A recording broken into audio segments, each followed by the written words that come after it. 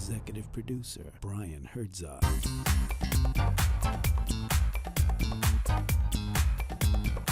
Presents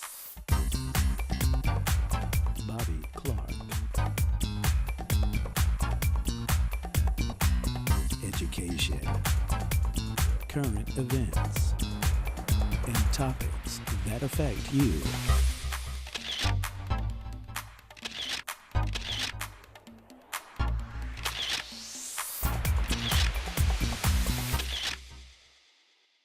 Welcome to Let's Talk About It. Hi there, I'm Bobby Clark, and we have a great show for you today. My first guest is Monique Moliere Piper. She's the author of Dance in the Sun, Being the Authentic You.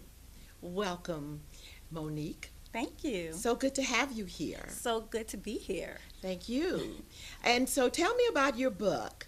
Well, my book, Dance in the Sun, Being the Authentic You, is about breaking free of the limitations and beliefs we've been picking up all along the way throughout our lives so that we can be our authentic selves. And our authentic selves is a person created out of our imagination instead of our personal situation.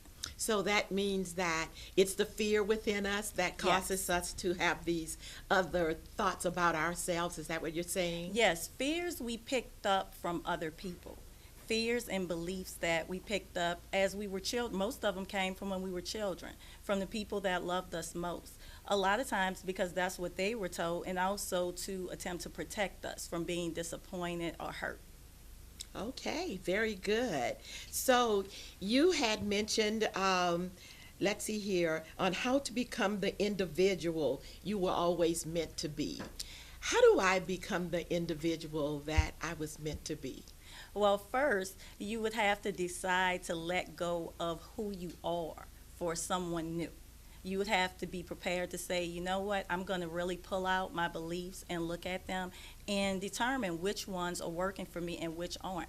For example, I can remember when I was a child, and my great grandmother, she was a married woman during the Depression. So when she would give us food and we wouldn't finish it, she'd always say, "Baby, you're going to be looking for that food." And would tell us to finish everything on the plate. And although she meant well, and it's a really good idea to be taught to be grateful and to appreciate what you have, as an adult, when you're watching your waistline, you might want to leave some of the food on the plate. Or not put as much on the plate, huh? Exactly. Okay. So then, how do we get there? It's easy to tell someone that this is what it takes to be that person that you were destined to be, but it's another thing, so many of us never reach those goals. What do we need to do? And this is basically females we're talking about. Yes, huh? this is women. Okay. Yes. All right. So what do we as women do to achieve those goals that we really have and that we really want? Mm-hmm. How do we get there? First of all, you have to decide to get there. You have to make a decision. And what I always say is a decision, you know it's a decision when you act. So once you decide this is what I'm going to do, you have to say, okay, what do I need? Do I have the resources presently? If you need someone to keep you accountable, then find that person. It doesn't have to be a coach. It can be a good friend. It just has to be someone that has goals of their own. Because someone that doesn't have goals of their own can't hold you accountable to your goal. At what point should the person have goals of their own? Well, When does that start? well, for me, with my kids, I think that should start is when they can talk. So you're telling parents that you want your children to start setting goals. Yes. It's like you want your child to already know before they leave high school what they're going to major in college Exactly. and what they plan to do with their lives, and those things start when they're in elementary school or before. Exactly. Okay, that makes Exactly. sense. Yeah, with my own children, I begin them out at the beginning of the school year, and I say, well, what is your goal for this coming school year? What is it that you want to accomplish? Now he's going to 6th grade. When he was in 4th grade, he said he wanted to score very high on the leap. And I asked him, well, what do you need to do that? And he said, well, I need to really study and do the practice problems and do very well. And I held him accountable to that. Okay. Yes. Uh-huh. Okay. So let's say that we have many moms listening to you or watching you, and they're like, oh my Lord, my child is not passing the leap, and she's saying all of these nice things, but what do I need to do to encourage my child? Do I have my child to write these things down? Yes. First of all, if a goal isn't written, it's probably not going to happen. I saw research that said that most goals, it's like 95% that aren't written don't happen. So that's the first step to manifesting the goal, is to write it down. Write exactly. Not, I want to do well on the leap. Write how well you want to do on the leap. Do you want to get mastery? Do you want to get advanced? Write down exactly what it is you want to achieve. And then once that's done, then you're saying that then you start to look at what it takes to do that. Exactly. You work backwards. You start with the end in mind. Okay, you want to, let's say it's mastery. It's mastery. So what do you have to do to achieve mastery? And then write down what that looks like every day. So if we as women are living and we're not reaching our destinies, why? You're not reaching your destiny is because there is a belief there around it. You can always look at the results in your life, and I promise you there's a belief surrounding it that is blocking you from reaching your destiny. So you have to find out what the belief is. It can be simple things. I was in the grocery store and I watched this woman tell her daughter said, well, Mom, can I have the dress? And she said, well, I don't know if I have enough money. And so she looks in her purse, and the little girl is looking down in the purse with her. Do you have enough, Mama? So you can get from that, you can learn that there's scarcity in the world, that there's not enough. And you just have to be willing to sit down and really pull these beliefs out. Really, if it's something you're not achieving, if you're not starting say it's a business, say you're not starting your business. There may be a belief around that says, I can't make it on my own. I need this job. I can't take care of myself. So you would have to first deal with that belief, because that belief is going to keep coming up. You're going to hesitate in everything you do because you believe you can't do it. Could it be that you don't have the finances? Okay, let's talk about that. Finances. I don't believe in that. I don't believe that there's a lack of finances. One of my mentors, she actually wrote a check to herself for 2 years. And on the bottom of the check, she wrote dream. And every week when she got paid, she would put money in her dream account to start her business. So it really just comes down to how serious you are. I just believe that if you want it enough, you're going to find a way. So it's how bad do you want it? Yes, and how willing you are to work to change that belief that's holding you back. Oh, very interesting. Very, very interesting. So where do we go? We're looking all around us, and I'm sure you see this every day, of the many females who are just really feel, I won't say they're stuck, but they feel as if they are. They're in marriages that aren't working. They're in situations where the kids are not where they would like for them to be, and everything is chaos.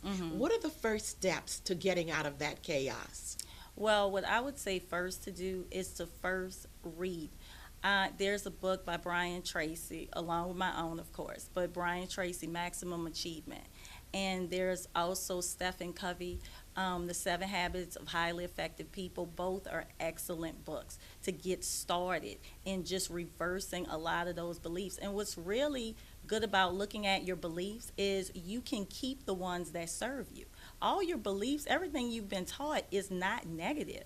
It's just that you don't really know what's negative or positive because this program is running in your mind that you're not aware of. And those are the two good points you made there. First, on the books that you need to read, the Brian Tracy, the Stephen Covey, books where they talk about motivation all of the time. That is who they are. Exactly. Okay, we're going to take a break here, and we'll be back in just one moment. So stay tuned to Let's Talk About It.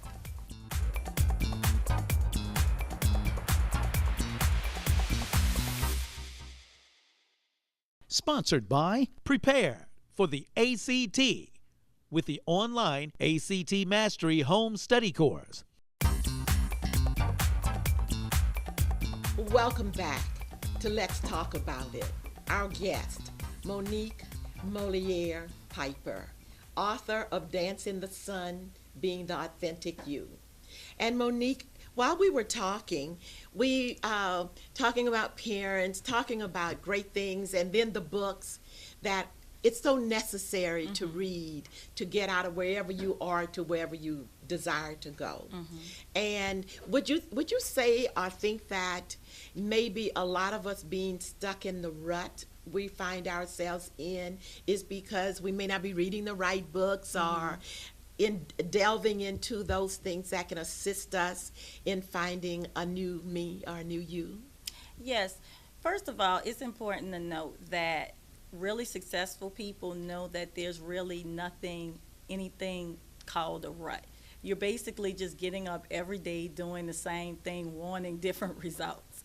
So you have to do something new. Reading, going outside, something you usually do, that's how you break what you call the rut, which is really just a habit pattern.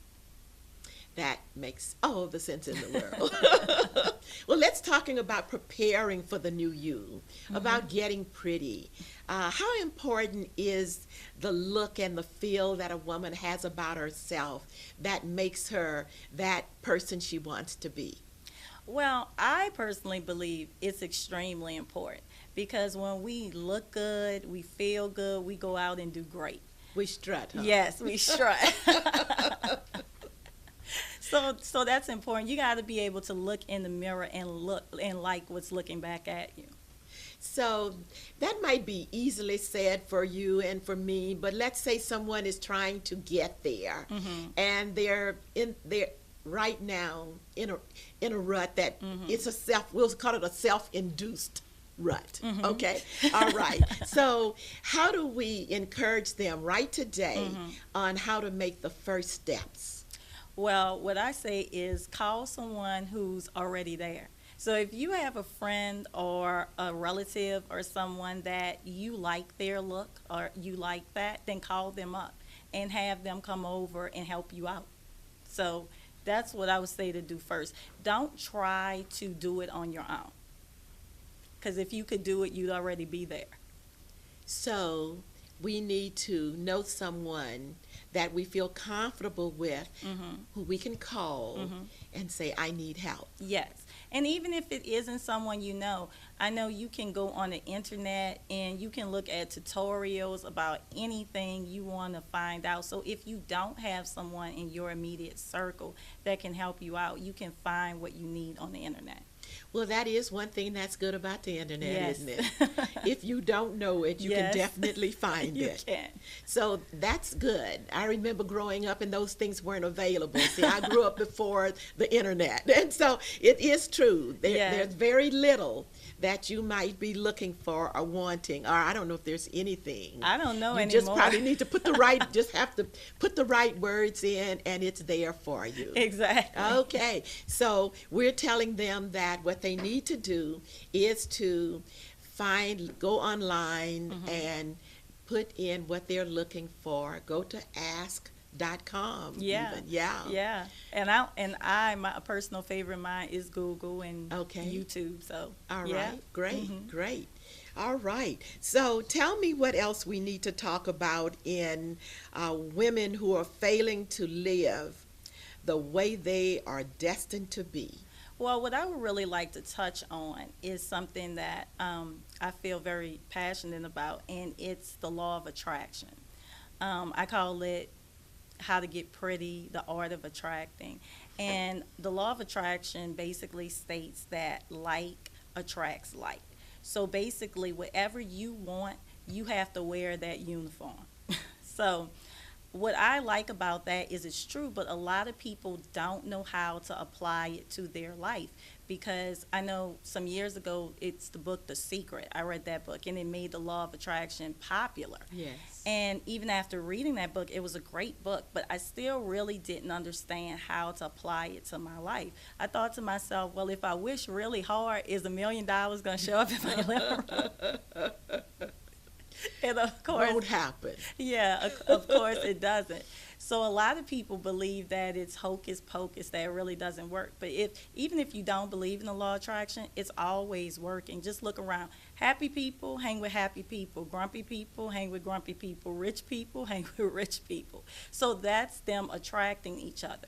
I find that a lot of times we can't apply the law of attraction because we aren't willing to be intentional, meaning we're not willing to intend something specific. That goes back to goals, being very specific about your goal.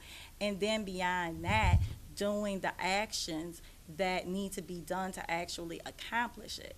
So sitting there wishing and hoping that something's going to happen is not going to bring it about. The second thing is a lot of people create desires out of fear and frustration. I don't know if you're familiar with vision boards, but that's gotten really popular, vision boards. Yes. And you will see vision boards, and they'll have pictures of Oprah and Mercedes-Benz and all these type things. Everything that they want. Yes. Yeah. Yes. And they're working a minimum wage job. Mm-hmm. And there's nothing wrong with that, but you're just not going to get from where you are to that point with your minimum wage job. And they have no plans to do anything else. So you're saying their vision board isn't realistic. Correct. Okay. Correct. So Correct. what should their vision board entail? First of all, you need to find out what you really want. And you do that by writing it down and then actually writing down why you want it. It's not enough to want something. You have to know why you want it. A lot of times we create things just out of fear and frustration. Like I said, you may want this Mercedes-Benz, you may want this type of car because you never had it, because you come from a background that you were never able to get it. It may not even be something you truly want. It's just something that you're fixated on because you didn't have it. So what should be on their vision board? What should be on their vision board is what they truly want. And you find that out by really sitting quietly with yourself and writing down. I tell my clients to make a list. Right at the top of the list, what do I want? And then start writing and fill the whole paper up, back and front. But it sounds as if you're saying that if that person is on a But minimum there's a trick wage, to that. There's a trick to that. Let me ask a question here, Okay. though. But if you're saying that the person is on a minimum wage job and he or she says, "I want a Mercedes," that they've stepped over a lot of areas that need to be handled first. Is that what I'm hearing? Something like that. What I'm basically saying is, if you want to get that, what are you going to do for that? We live in a physical world. You don't just wish and hope. It's fine to have that on your vision board. It's nothing wrong with that. You just have to know what you're willing to do to get it. And if you have it up on your vision board, then you should know what you're willing to do to get it. Okay, we're going to take a break here, and we'll be back in just one moment with Let's Talk About It.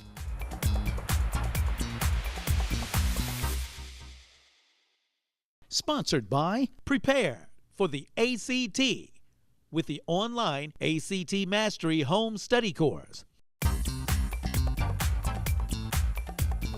Welcome back to Let's Talk About It. My guest, Monique Moliere Piper, author of Dance in the Sun, Being the Authentic You. And we were talking about the vision board, Yes. which I have found to be very helpful in my being able to design where I want to go.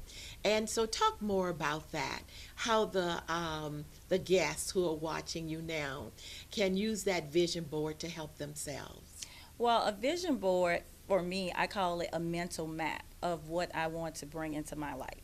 So if you have goals that you want to accomplish, you can use a vision board so that you can see what you're working to accomplish every day.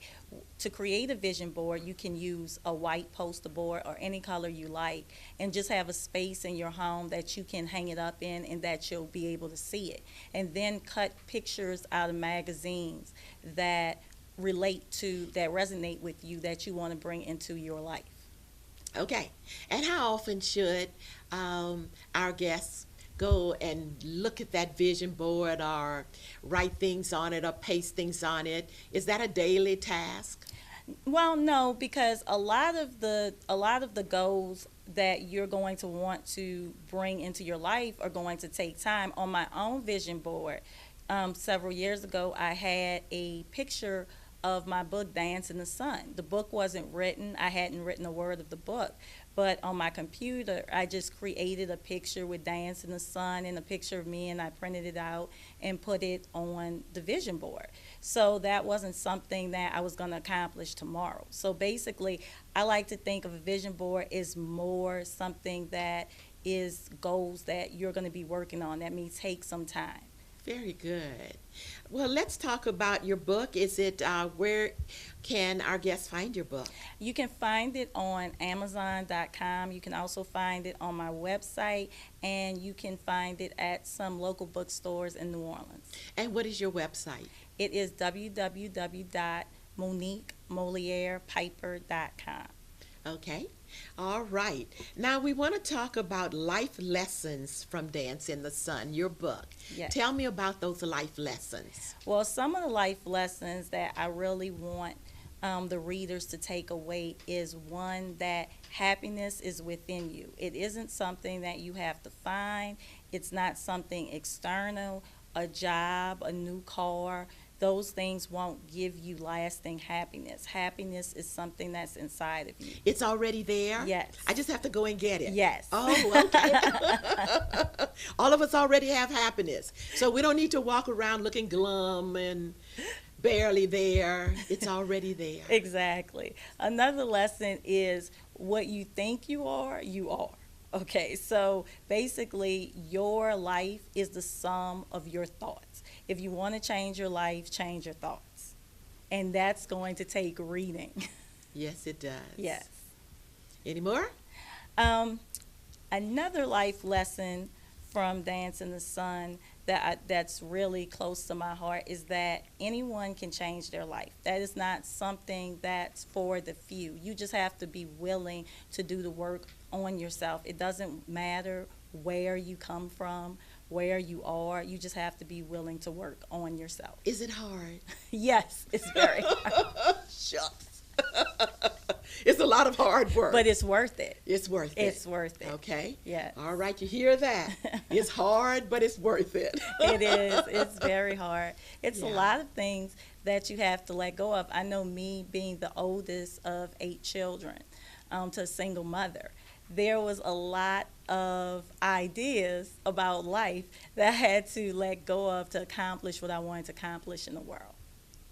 And But it was it's- hard, but you can yeah. do it. Yeah, and that's the important part, Yes. is that we've been told all along that if it's worth having, it's never going to be easy, but you'll enjoy it when you get there. You will. Yeah. You will. And the best thing, I think, about women, when we change ourselves, we don't just change ourselves. We bring that home to our families. We bring that to our jobs. We bring that to the world. So when we change generations.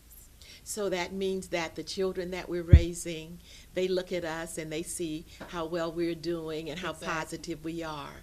And then it changes who they are also. Yes, and we improve. I tell women to think about, what is your legacy?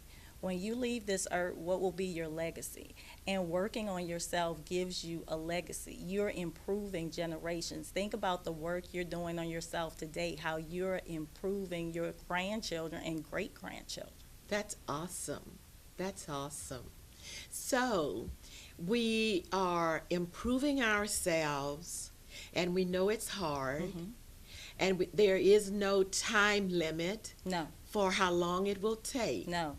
But there are changes, and we'll feel them early enough so that we know we're getting there. Exactly. Exactly. And that's the good part. That's the great part. Yes, because as you go through all of this, then you're seeing those changes because you're starting to feel better about yourself.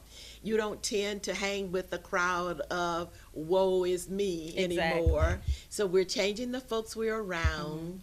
We're writing positive things. We're set up a vision board so we know which direction we want to go in. How important is prayer or religion in this? Well, I personally think it's highly important. I couldn't get up a day without prayer. When I wake up in the morning, I pray. I write down the 10 things that I'm most grateful for every day. And I believe that's an absolute necessity to keep you on track. Thank you so much, and I've totally enjoyed you. Thank you for having me. And stay tuned. We'll be right back with Let's Talk About It.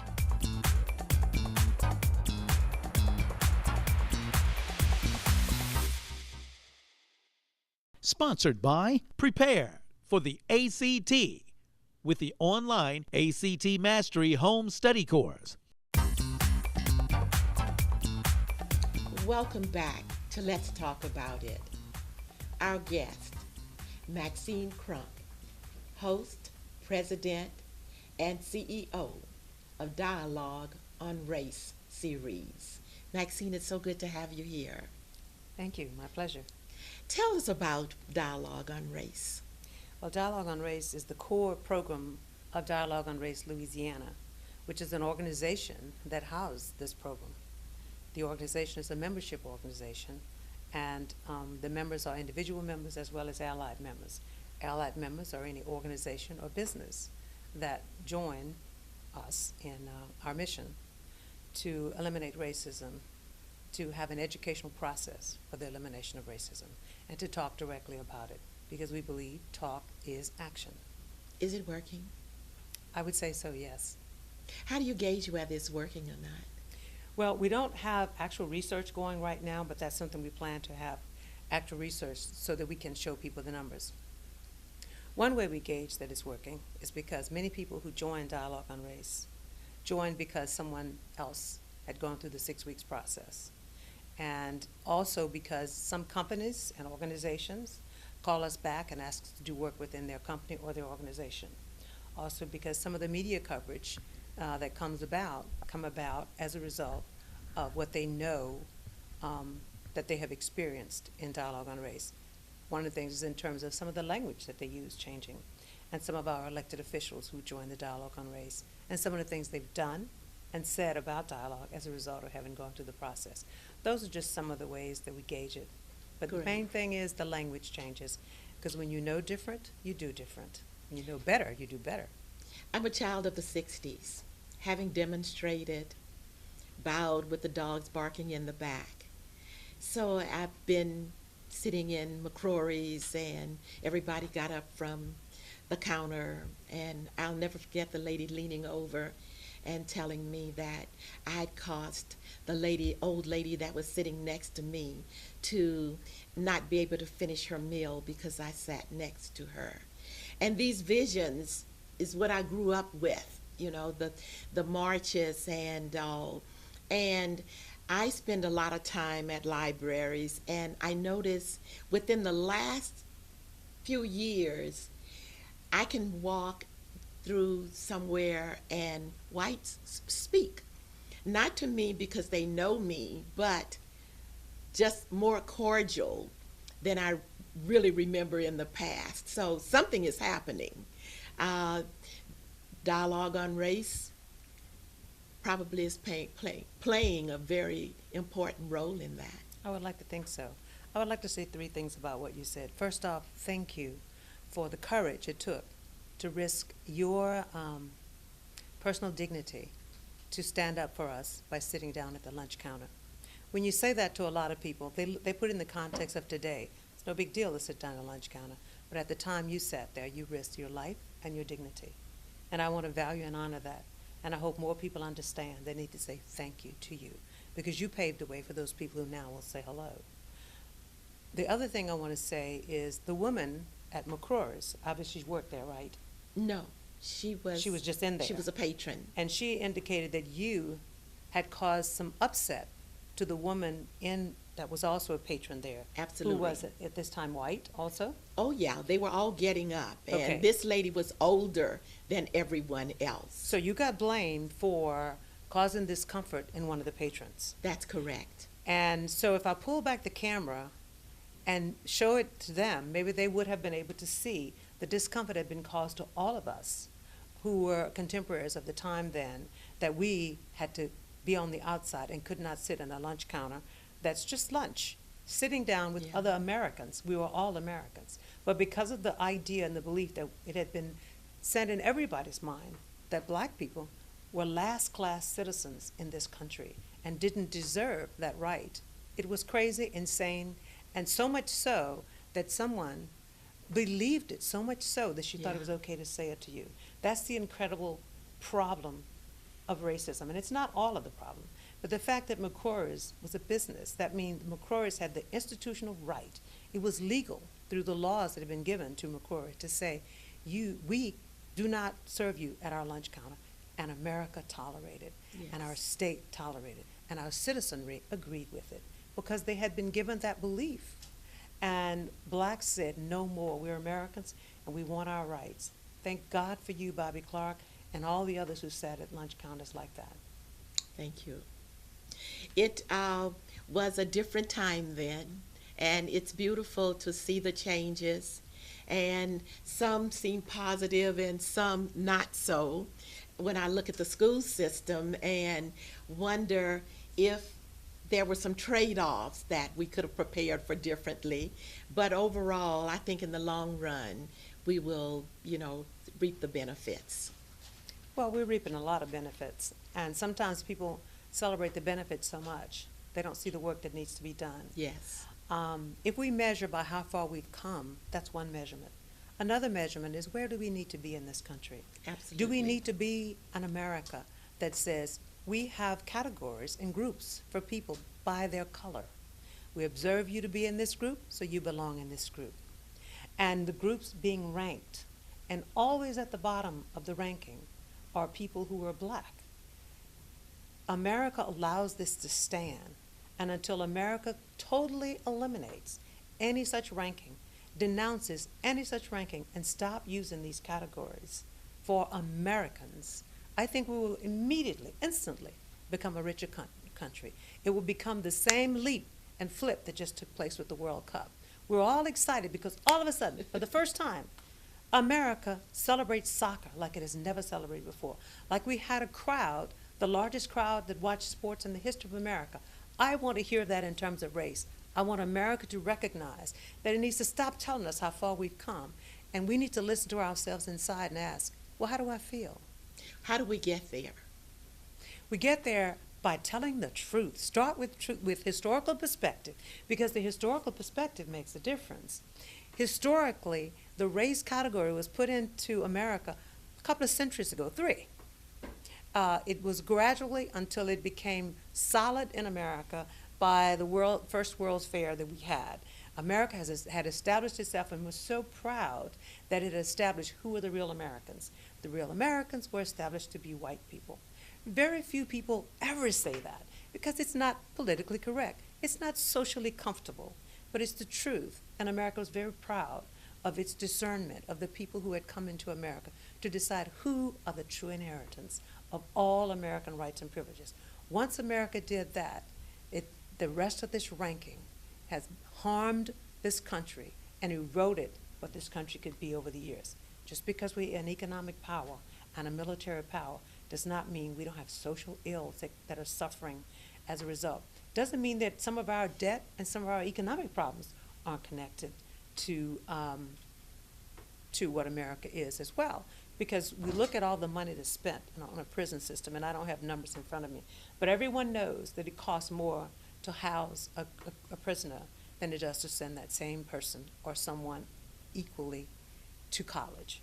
So as long as we have those kinds of things, we're not doing all the measurements we need. It's great to measure how far we've come. We Yes. also got to measure, where do we really need to be? And speaking of prisons, Louisiana has the highest prison rate in the world. And so that shows that dialogue on race could not be in a better state, because hopefully some of that will start to veer towards the prisons, and to see how we could better use education versus prisons, the financial rewards to so many, and use that money to educate and do a better job with our citizenry. Definitely, because with education, there wouldn't be, with proper education. Absolutely. A lot of people wouldn't be in prison today. Absolutely. They know. Hold that thought. We're going to take a break here, and we'll be back in just one moment with Let's Talk About It.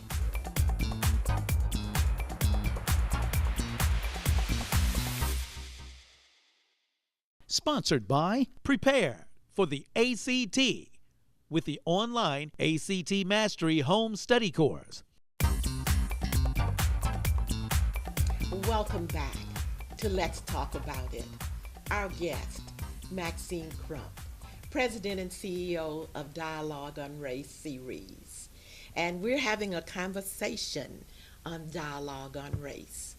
And Maxine, when we ended, we had kind of delved a bit into the Louisiana being having the highest incarceration rate in the world, and that in itself is very significant. How could Dialogue on Race play a role in that area? Okay, and I want to add that I'm president and CEO of Dialogue on Race Louisiana, which is the organization. Okay. And Dialogue on Race Series is the core program. Okay. Of that. Yeah. All right. I stand corrected. Well, I want them to know. Oh, sure. How could Dialogue on Race play a role in where we stand with the prison system? Yes. First off, in education, because that's what we do. They used to say, when I was growing up, that we would end racism if that education was the key to ending racism. And it stayed in my mind, what kind of education? Well, now I realize education that starts with historical perspective and truth-telling.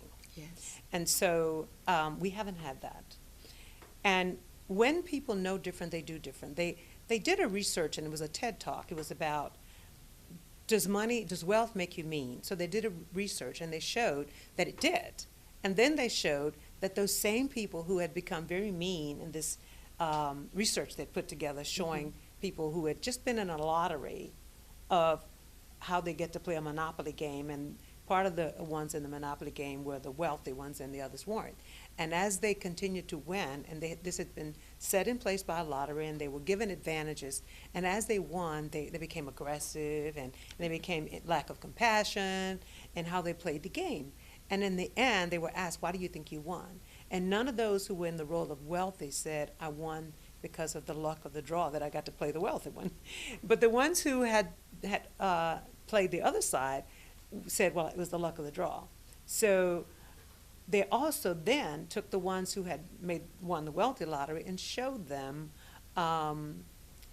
stories about what happened to people who didn't have resources. And all of a sudden their compassion came through. So they've shown that people who may look like they're lacking in compassion because of the privilege they have, if they know the truth, they'll be freed to do something different. So it's the same thing with those who are in a position of power and privilege. Once they see what's really happening and how the lack in other Americans is what their privilege is on the back of many of these people. And when they see that, really see the truth of that, many of them do change. Not everyone, but hey, it'd be better than where it is. If they see the truth, they do different. Very interesting. Very interesting. Well, we're going to hope they see the truth. Yes. We're going to make sure we teach it as if they come into dialogue, they will leave. We've had people come in. I remember an elected official came in, and he sat down, and he was very uncomfortable with being there. And so I asked him afterward about that, and he said, well, I don't know why I'm here. You know, they told me I needed to come, but, you know. Well, by the third dialogue, there was something that shifted for him. And so he went through the whole 6 weeks, and he also went through the advanced series. Okay. And I can definitely say I saw transformation in him. So we're very fortunate to have an elected official. We have more than one. We have we have our own district attorney, Hillamore, and I've asked him, I said, can I announce that you've been through dialogue? He said, absolutely. Our own police chief, Carl Dabadie, and we have our councilwoman, Ronnie Edwards, and we have some more that are going to be coming. John Delgado, as I already said, he's going to participate in the dialogue on race. And we know that many of our elected officials really intend to do a good job, and they care about Louisiana, they care about Baton Rouge, they care about their people. But sometimes if you don't know what they need, in reality, it may be a limit to what you can do for them. So we might want to make sure that they have that historical perspective, and that they will also be among the ones who know different, that will do different. Beautiful, beautiful. Well, what is on the horizon for Dialogue on Race? Okay, great. We have our 6-week series, which is totally educational, which starts with the definitions, because people don't define racism properly. Yes.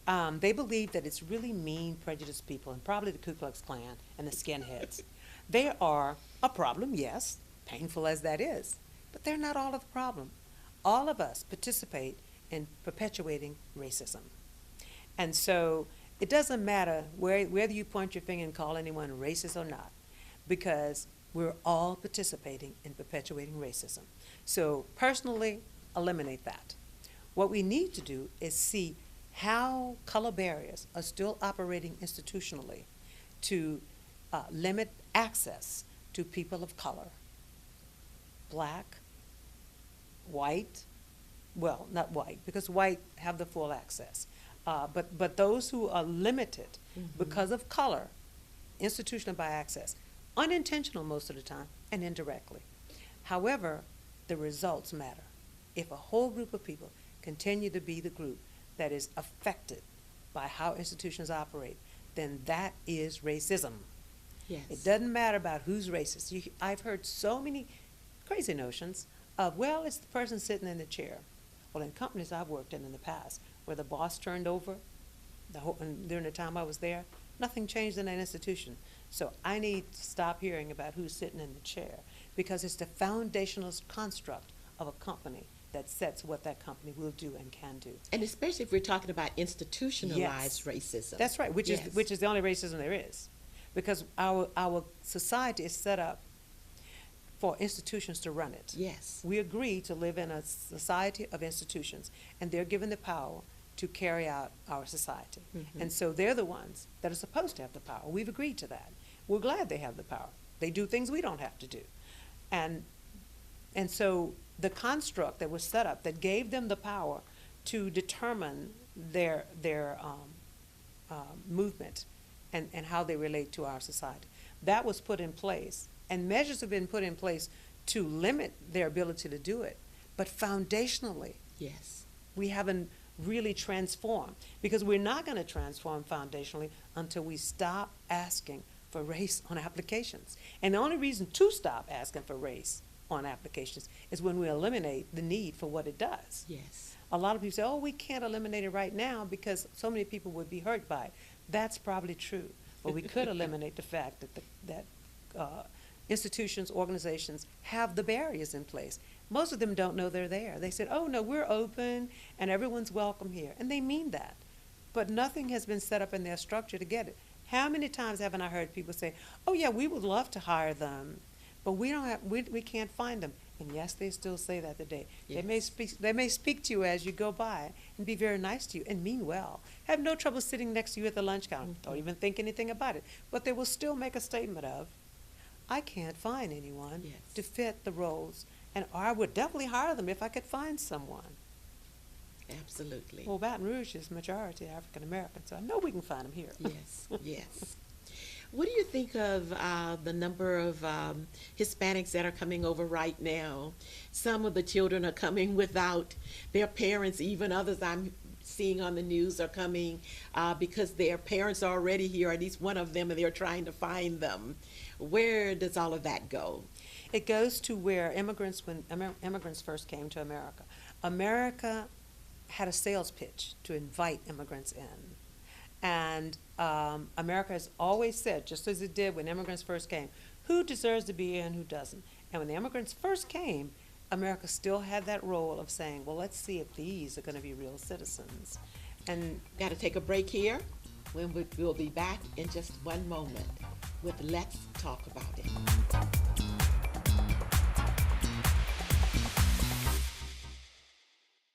Sponsored by Prepare for the ACT with the online ACT Mastery Home Study Course.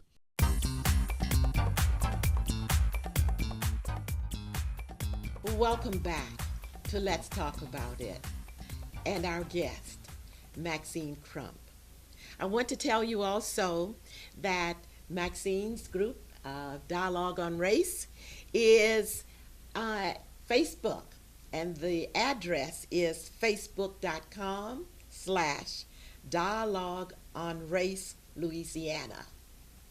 So when we were talking, Maxine, we were talking about the number of Hispanics who are coming into the United States, and how important is race and a dialogue going to be on making a smooth transition with these individuals? So what do you think it's going to not going to happen? be smooth. It's not going to be smooth. Well, it's already not smooth. It's already not smooth. Yes. And the fact that America has always treated its immigrants that way, who deserves to be here, is the way America has always approached it. Yes. So we need to start asking ourselves some very hard questions. And I'm not going to pretend to be the person who has that role. Mhm. I won't allow myself to ever be cast in the hero role, the target role. But I know for sure it's not going to be smooth, and it's based on history. So we need to look at history and ask ourselves some hard questions about what we did then and what results it brought and what we need to do now. There needs to be some hard questions asked, and I think we need to start doing that. That's the part I'll say on that. Yes. I also wanted to say, when talking about our 6 weeks, the reason we do 6 weeks is because in our series, each topic builds on the other. We start with definitions, then we look at white privilege, which is the whole reason the race hierarchy was set up. It was set up for economic and political reasons, and it was to determine who are the real Americans. So we show that part. What does it mean for America to have this privilege for whites, which is usually quite an eye-opener for everyone involved, whites as well as people of color, because they never had called it that, but that's what it is. So it's a very honest dialogue. And then we look again at the third thing. We look at how this structure was put in place in the institutions and how it operated to make sure that the limits were on those of color and the access was granted for those who are white. Then we look at the movement that came about where you were involved and sitting in at a lunch counter that spawned the movement that led to this year being the 50th anniversary of the Civil Rights Act. Yes. And so had it not been for that movement, I don't know where we'd be, but I'm glad it happened. And so we look at that movement, what worked, what didn't work, what we can learn from it. We ask hard questions along that lines. And then we look at one of the measures that came about after the Civil Rights Movement when they realized, hey, we still need something. The playing field is not level. So they looked at affirmative action and an attempt to level the playing field. We know it's controversial. We look at it on that basis. What worked, what didn't work, what needs to happen, do we still need it? So we look at that. And then finally we look at, can we talk? So the let's talk about it part. So we look at how talk really educates and why it's action. That's excellent. Then we have an advanced series that looks at the history and shows the whole construct of how it came about. And we have a new one starting now called Dialogue on Race Advanced Beyond. That one hadn't started yet. It'll start in September. All right. Well, I know that I've attended the first part, started the advance and was not able to complete, but I look forward to coming back and completing that. Awesome, I love it. And yes, I really enjoyed it. I really did.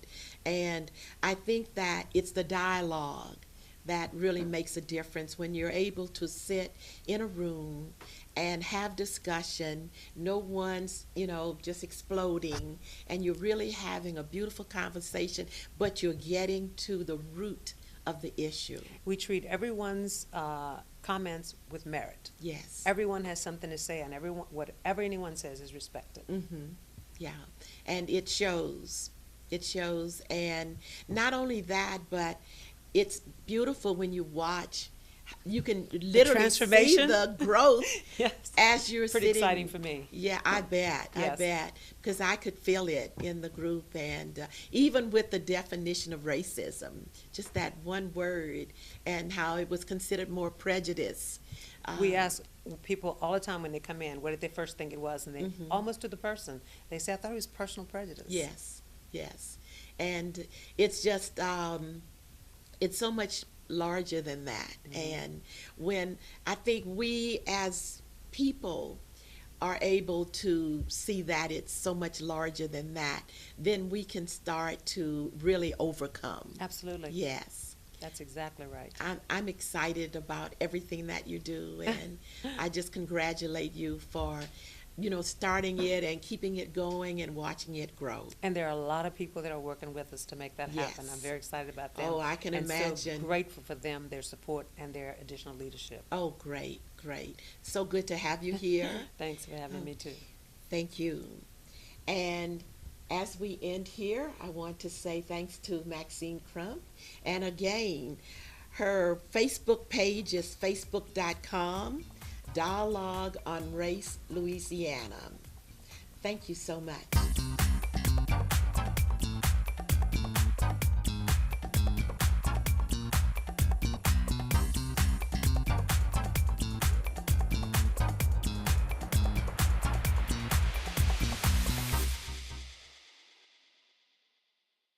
Sponsored by Prepare for the ACT with the online ACT Mastery Home Study Course. We have some exciting news for you. We are hosting, and we meaning the ACT Prep is hosting an ACT boot camp so that you will get better scores and we will be able to assist you in better scores in one day. The ACT boot camp was developed by the expert who made perfect scores on the ACT and the SAT. If you would like to learn the keys to the most commonly missed questions on the ACT, get the test-taking strategies that can make all the difference on your score, improve your score by a point or more in a single day, then you need to be a part of this ACT boot camp. Better scores in one day. It is the perfect cram for the English, math, reading, and science tests. On average, college graduates earn $1 million more than high school graduates over the course of their lifetime. Your ACT score helps you to gain college entrance and scholarships. It is at least as important to admission boards as your grade point average and class rank. The higher your ACT score, the greater the possibility that you will graduate with a college degree. You can't rely on your teachers to do this for you. You have to do the job. It's your future. Call us at 225-448-3599 or 888-274-2804. There is limited enrollment.